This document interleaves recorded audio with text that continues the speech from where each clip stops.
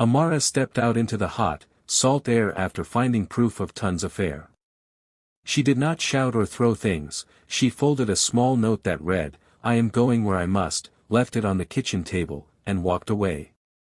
No one saw her leave. In Umyaba the sea kept its steady roar while gossip moved through lanes faster than smoke.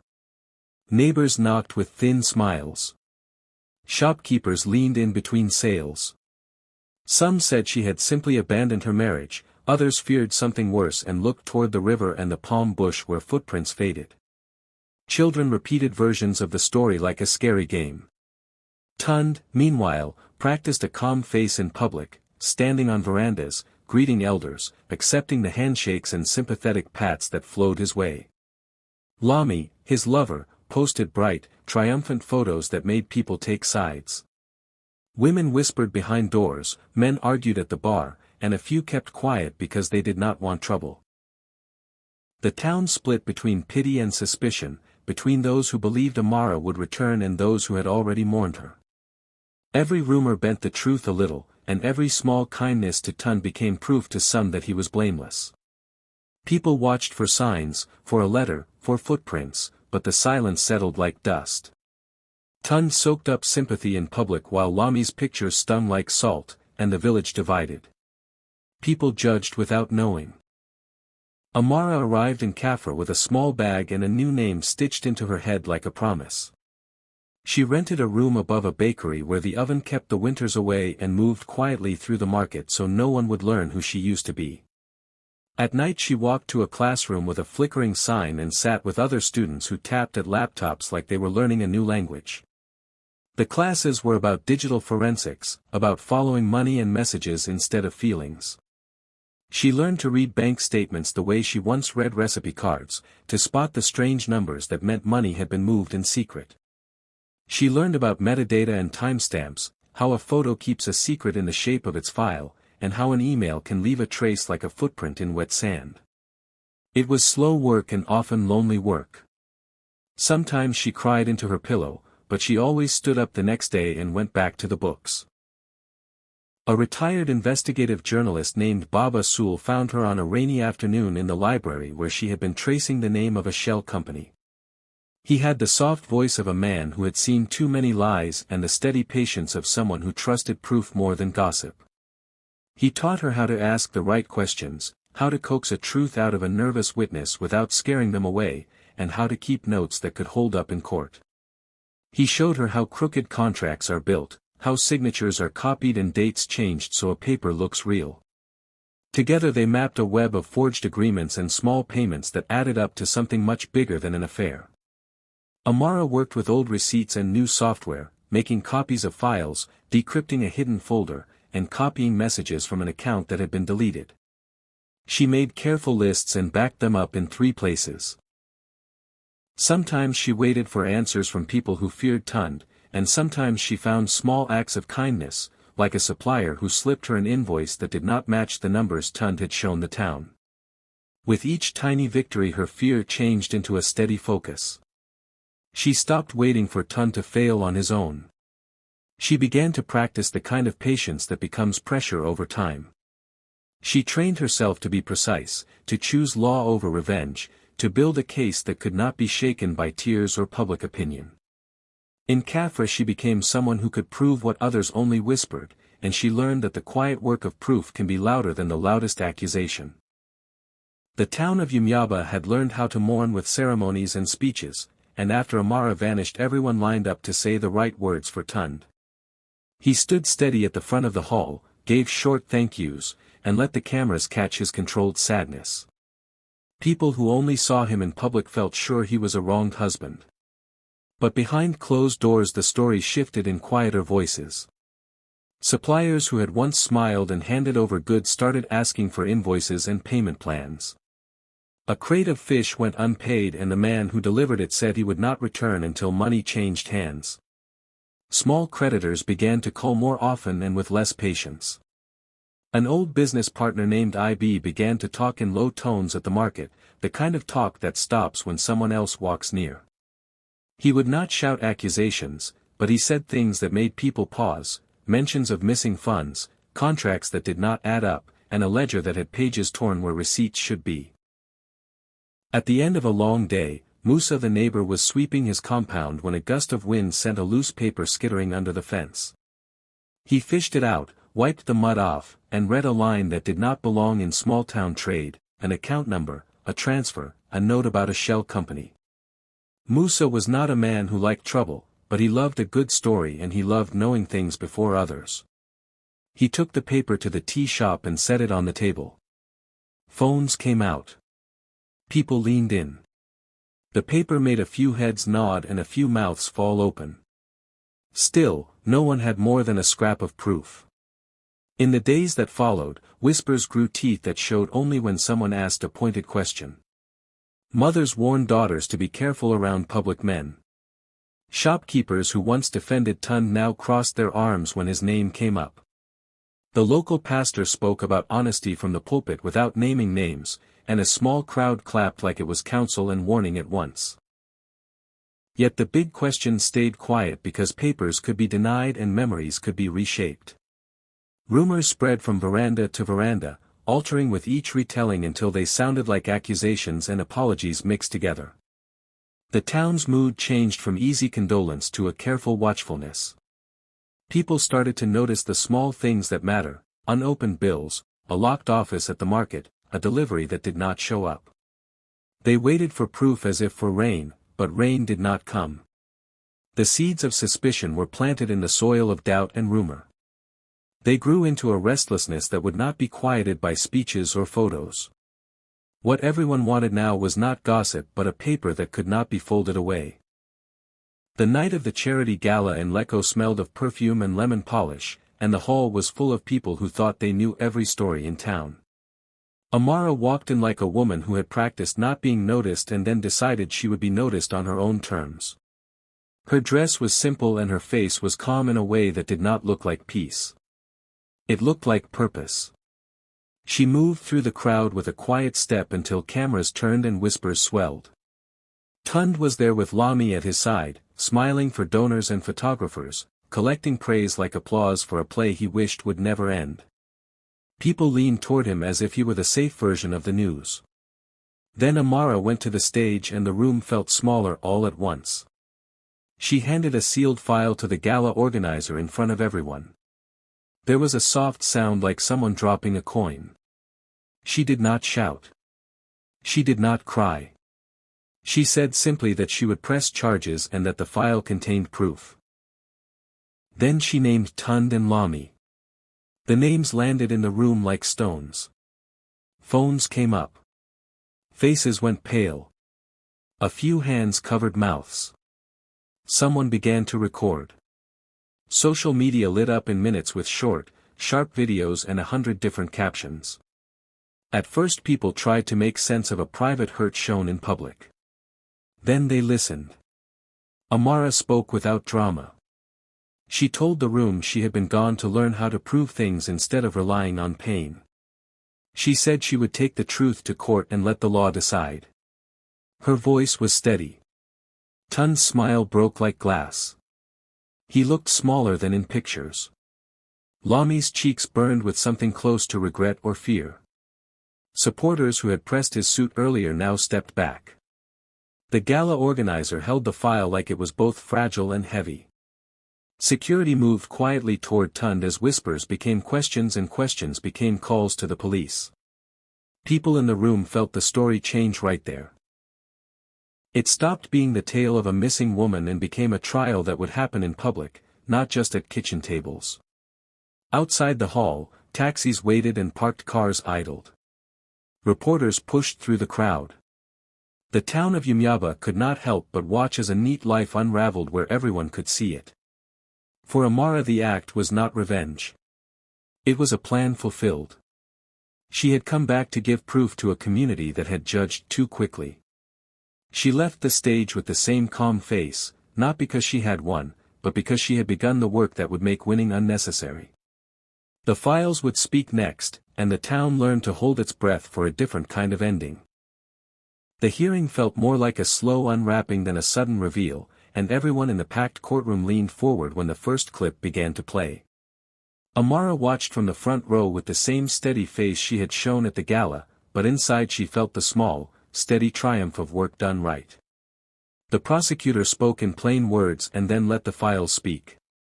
First came the bank records, once encrypted and now laid out with dates and amounts that traced money from Tun's company to a list of strange accounts and then to Lami's name. The ledger lines looked like a map.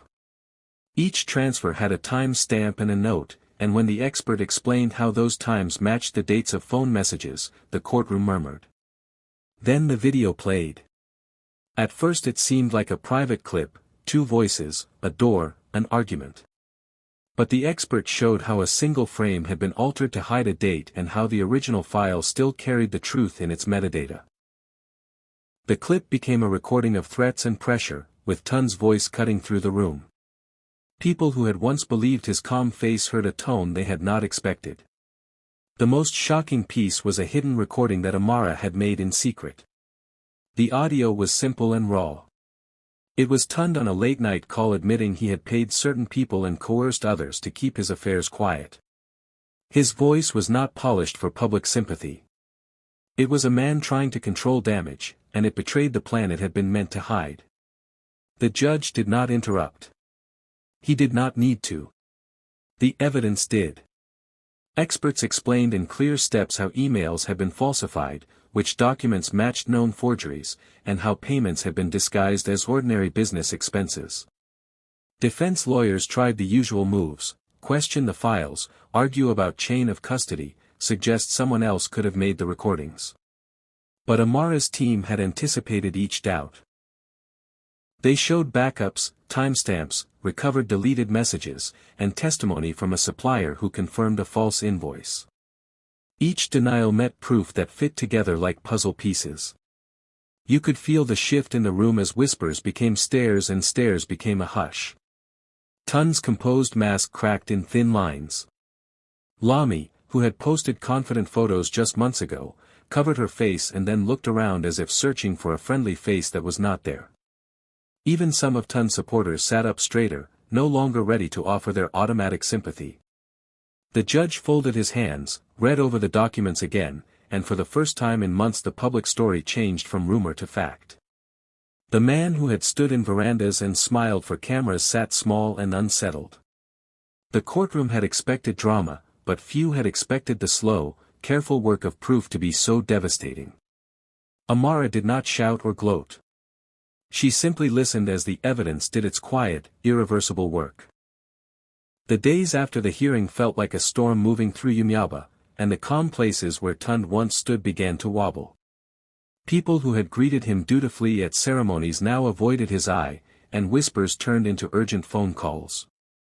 Lami, who had been loud and confident on social media, started to look small in public. Under pressure and afraid, she made a choice that surprised everyone and began to talk. At first her words were small and careful, but soon she gave names and moments she could no longer hide.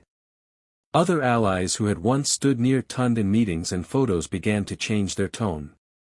Business partners who had smiled in market pictures now remembered phone calls and unusual transfers. Some left town quietly. Others asked their lawyers to get them out of promises they had once made. The most shocking turn came when Nuru, Tund's longtime accountant, walked into the courtroom not with defiance but with a different kind of burden on his shoulders. For months he had refused to speak, saying he feared trouble and loss. That day he asked to tell the truth. His voice was steady but small, and what he said cut through the neat stories Tund had shown the town. Nuru explained, in simple, careful steps, how payments had been moved through accounts that did not belong to the company, how invoices were changed, and how some checks were made out to names that were not real. He talked about cash that had been funneled in parts so it would not draw attention, about receipts that had been forged to hide where money really went, and about how a few small sums had been used to pay for personal things and to quiet mouths that might speak. He spoke about pressure from above, about evenings when he had been told to make it look right, and about a fear that had kept him quiet until now. The courtroom listened. Faces that had been ready to defend Tund went still as the web of transactions made a clear picture. Defense lawyers tried to poke holes in Nuru's memory and questioned his motives, but the records he cited were specific and matched other documents Amara's team had already recovered. Witness after witness filled in the blanks: a supplier who had been paid late, a clerk who had seen a copied signature, an outsider who had noticed a pattern in the books. Each new detail pushed the case from gossip to proof. The mood in the room shifted from anger and loyalty to a sober kind of knowing. People who had once assumed the worst about Amara began to understand how carefully the money had been hidden, and how deliberate the plan had been. Turncoats did not make the story messy so much as complete it. Their change of heart gave the court the pieces it needed. By the time the day ended, rumor had been replaced by a legal map of guilt, and the town realized that loyalty can bend when proof is placed plainly on the table. The courtroom felt like it held its breath when the judge closed the last file and looked up with a face that said this was no longer a story for gossip. The evidence had been laid out carefully, piece by piece, until there was nowhere left to hide. The prosecutor spoke about public safety, about how money had been used to buy silence and how that kind of buying could harm more people if it was left unchecked. The judge listened, then spoke in a voice that filled the room but stayed calm. He did not move slowly or theatrically. He read the law and the facts and then said the words that changed everything: immediate detention. The clerk reached for the handcuffs as if following a well-practiced step. Tund, who had stood so tall at gatherings and smiled at cameras for months, went still in a way that made the air around him shiver. For a moment he stared like a man who had not believed the map of his life would ever be redrawn. Then the arrogance that had been part of his public mask fell away and something smaller and frantic stepped in. He began to plead. He begged for time, for mercy, for the chance to explain. His voice sounded thin next to the judge's calm. People who had once offered him quick pats on the back now looked down and folded their hands. Lamy watched with a face that had both fear and a lost confidence. Some in the crowd whispered about how the law could be harsh. Others felt a steady approval wash through them, as if the town itself had been waiting for the adult thing to happen at last. The officers approached, their steps quiet but certain. They closed the cuffs around Tund's wrists with a movement that made the moment feel final. He was led out of the courtroom through a path lined with faces. Some faces wore shock, some wore satisfaction, and some wore a heavy kind of sorrow that did not blame only one person. Amara sat very still.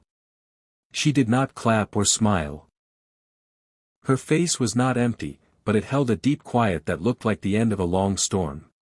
Watching the man who had hurt her walk away in chains did not bring a loud joy. It brought a steady closure. In her chest there was relief folded into the memory of nights she had cried and days she had taught herself new skills. She felt the careful, slow justice of documents and witnesses and time, not the sharp pleasure of revenge. As Tund passed, a few people stared at Amara with new respect. Others looked away, unsure what to say. Cameras flashed and recorded the moment that would become the image of the town for weeks. Outside the courthouse steps filled with people who wanted to watch the man who had seemed untouchable now controlled by the law. Amara walked down those steps later in quiet shoes and did not need to announce anything. The judge had spoken, the law had acted, and the town watched a private scandal become a public lesson in accountability. The town felt different after the court closed its doors. People still walked the same sand paths and sat on the same porches, but their talk had a new carefulness. Amara used that change to build something useful. She opened a small center where women could come for advice, for a quiet place to write down what happened to them, and for help finding lawyers or counselors. The center had a single room with chairs, a shelf of donated books, and a kettle that was always warm. Women came with small stories at first, then with larger ones, and they left with a plan rather than just pain. Neighbors who had rushed to judgment began to apologize in simple ways: a borrowed cup returned, an invite to share salt, a handshake held a little longer. Some asked how they could help at the center, and others brought food for meetings. Lamy found the town's kindness running out. Friends who once posed in photos with her stopped answering calls. Shopkeepers who had smiled for her now lowered their eyes. She learned in public what secrecy had hidden in private, and her place in the village narrowed until she spent afternoons alone on a bench, scrolling through the same bright images that once won her likes and now only brought stares. Tun faced other consequences. Business doors that had been open to him closed, partners left, and the accounts he had used were frozen as people tried to set right what had been taken. For Amara, the victory was quieter than she had imagined. She did not dance on stages or shout her name. Instead, she stood on the courthouse steps one morning, hands folded, the sea behind her and the town in front. Cameras took pictures, but she was not for show. She thought about the months she had lived away, the nights she had learned to read numbers and traces, and how disappearance had been a strategy, not an escape. Evidence had done more than punish. It changed how people saw truth and shame. In the end, the town learned that silence could hide crimes and that careful work could turn whispers into justice. Amara walked down the steps and into a life rebuilt from proof, small acts, and steady, honest work.